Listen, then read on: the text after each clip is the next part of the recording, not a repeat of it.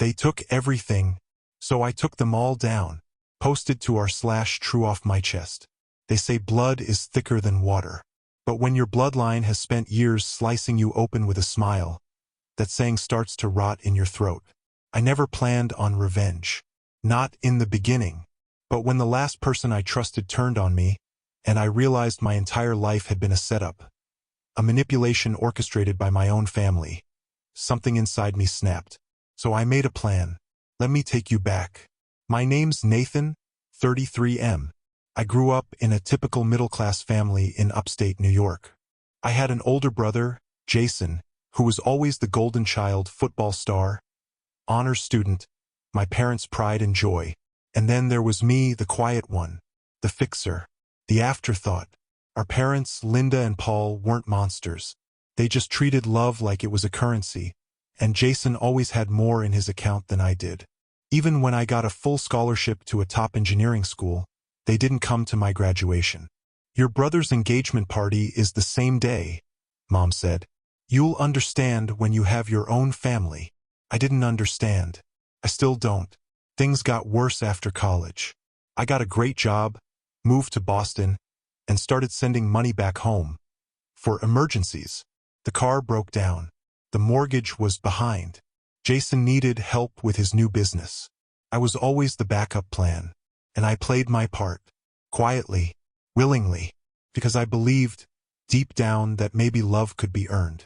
Then came the betrayal that broke me. 3 years ago, my grandfather died. He'd always been the only one who saw me, really saw me. I was closer to him than anyone. He promised me over and over that he had left something for me, that he wanted me to be free someday. At the funeral, my family looked uncomfortable. Not grieving, just tense. I found out why a week later.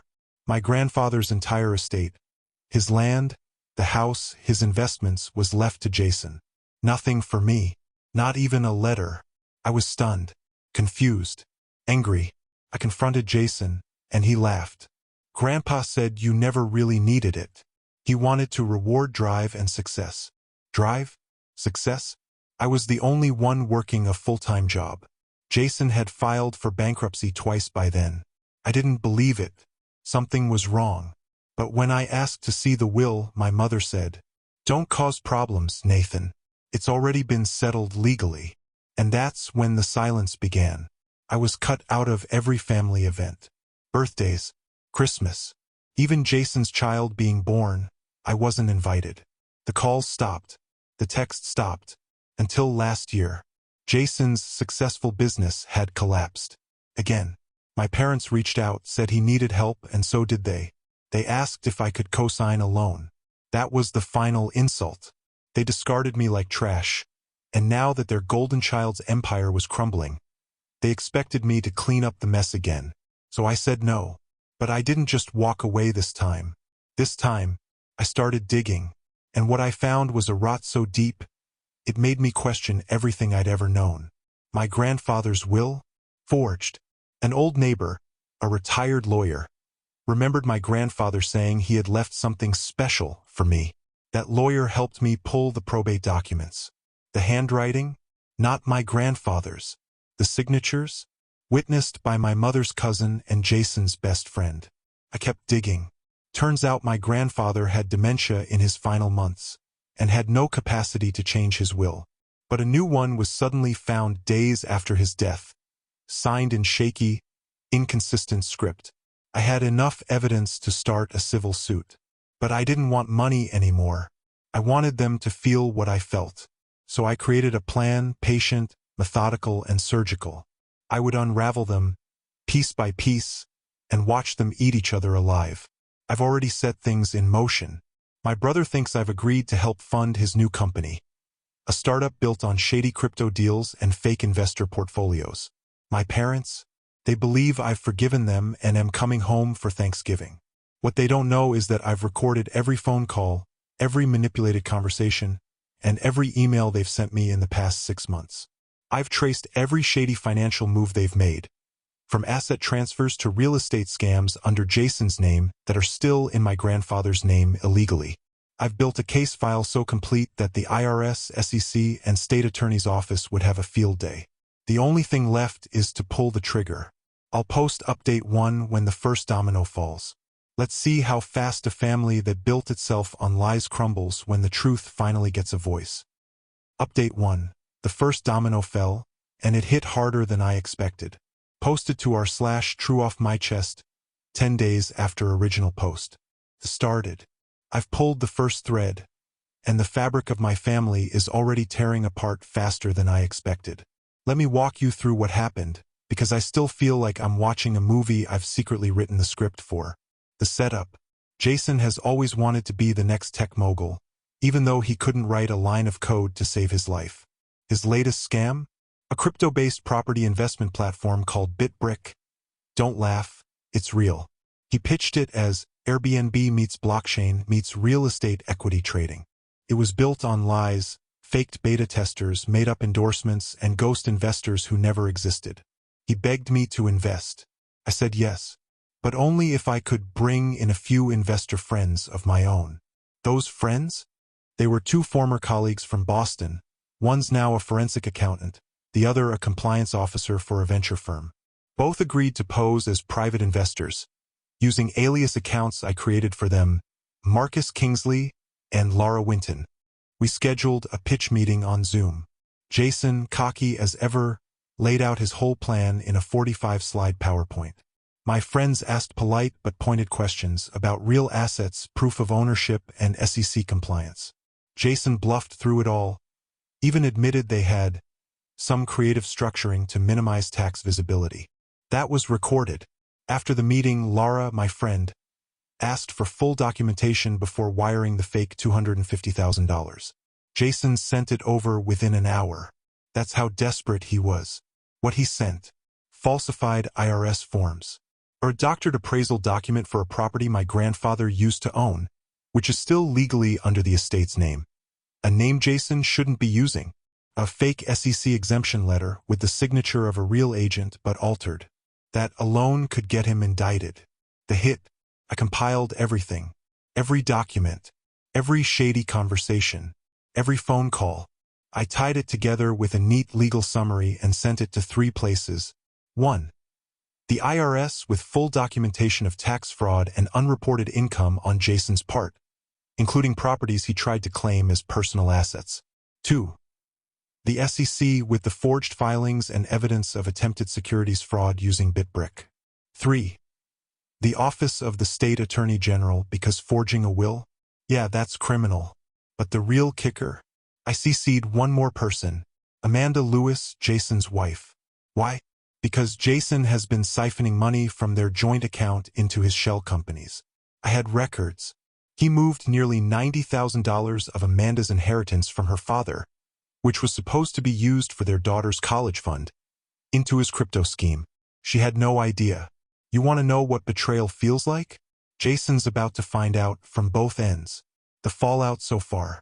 That was 3 days ago. Yesterday morning, I got a text from an unknown number. UF ***** NG Snake. I know it was you. You're dead to me, Jason. An hour later, Amanda called me. She was sobbing. She didn't even sound angry, just broken. She thanked me for sending her the files. Said she was taking her daughter and leaving. That she should have seen it years ago. She also said something that chilled me. This family ruins everything it touches. You're lucky you got out. Then this morning, boom. My mother called. I didn't pick up, but she left a voicemail. Nathan, what have you done? The IRS showed up at Jason's office. This is going to destroy him. You're tearing the family apart over something you don't even understand. Don't understand? I understand perfectly. They stole from me, lied to my face, used my silence as their shield. Now they're choking on the consequences. And this is only the first wave.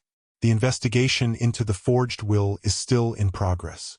A forensic handwriting analyst has already confirmed significant inconsistencies. Once that ball drops, my mother and Jason might be criminally liable. Funny how fast the golden child loses his shine when the gold turns out to be spray paint and lies. Final update. I didn't just win, I burned the throne they thought they could keep. Posted to r/true off my chest 1 month after update 1. The hearing is over. The will was declared invalid. My grandfather's original testament, the one where I was named the primary beneficiary of his estate, has been reinstated. But that's not what this post is about. This post is about what I did with my victory, and what it finally cost them. The courtroom. The final hearing took place in a packed courtroom. My mother, sitting next to Jason, looked like she hadn't slept in days. Jason wouldn't even look at me. The tension was suffocating. When the forensic expert testified that the second will was almost certainly a forgery, the room went silent. When the judge asked my mother and Jason to respond to the forgery allegations, their lawyer tried to delay with procedural nonsense. Didn't work. The judge ruled that the amended will was null due to lack of credible witness signatures, forged handwriting, and coercion of a vulnerable elder. Then came the shocker. The court restored the original will, which left me a full ownership of my grandfather's house, 16 acres of land, and a cabin I didn't even know existed. A 70% of his savings and stock portfolio, which had grown significantly over the years. All rights to the estate's business holdings, including licensing rights to a small but profitable antique collection my grandfather had developed relationships with. Jason got 10%. My mother, nothing. The judge said, beneficiaries who are proven to have committed fraud or undue influence forfeit all claims under the law. What came next? After the ruling, I walked out of the courtroom alone. I didn't gloat. I didn't look back. But the next day, I made a choice no one expected. Instead of moving into the house or selling off the land, I did something else. I donated the entire estate to the State Veterans Foundation my grandfather supported for decades. In his name. The only thing I kept was the cabin. That quiet, peaceful place in the woods he used to talk about when I was a kid. Jason called me that night. First time in weeks. He was drunk, begging. Why would you do that? You could have kept it. You earned it. But why give it away? I told him the truth. Because I'm not like you. I never wanted the money. I wanted justice. And now, I have peace. You'll never have that. Then I hung up. Where are they now? Jason is under criminal investigation for securities fraud, thanks to the crypto startup mess. Amanda filed for divorce and is seeking sole custody. My mother has been subpoenaed for her role in forging the will and has lost her position on the board of the local historical society, the only thing she ever truly cared about. My father, silent as always, finally called me. Not to apologize, just to say, you really turned on your own.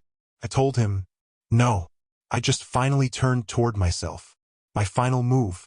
I've legally changed my name, dropped the family surname. I don't want anything tying me to them anymore. I've taken a job overseas, working with a nonprofit that uses engineering to build schools and clean water systems.